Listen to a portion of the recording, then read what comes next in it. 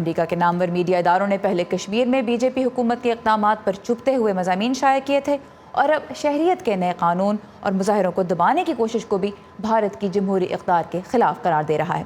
Washington post نے اپنے اداریہ میں لکھا ہے کہ بہتر ہوگا اگر مودی صاحب ہندو قوم پرستی کے اس منصوبے کو ترک کر دیں۔ طالب علموں اور مختلف مذاہب کے ماننے والوں کی جانب سے پرامن مظاہرے مودی اور ان کی جماعت کے لیے لمحہ فکریہ ہونے چاہیے، اور اخبار کہتا ہے کہ انہیں تسلیم کر لینا چاہیے کہ شہریت کا یہ متعصبانہ قانون ایک غلطی تھی اور اسے ردی کی ٹوکری میں پھینک دینا چاہیے۔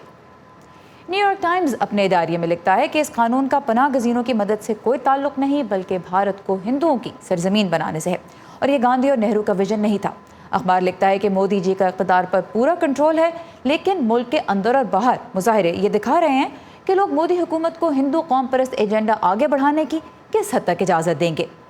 اور قدر قدامت پسند اخبار وال اسٹریٹ جرنل نے تجزیہ کار سدانند دھومے کا مضمون شائع کیا، جس میں وہ کہتے ہیں کہ عدم استحکام اور معاشی سست روی مودی حکومت کی وراثت بن سکتی ہیں، اور اگرچہ حکومت کے حامی ان خدشات کو بے بنیاد قرار دیتے ہیں، لیکن اگر مودی اور امت شاہ نے لوگوں کو متحد نہ کیا اور معیشت میں نئی جان نہ ڈالی تو ممکن ہے کہ ہندو قوم پرست لیڈروں کی یہ ٹیم ملک کو ایک گہری کھائی کی جانب دھکیل دے۔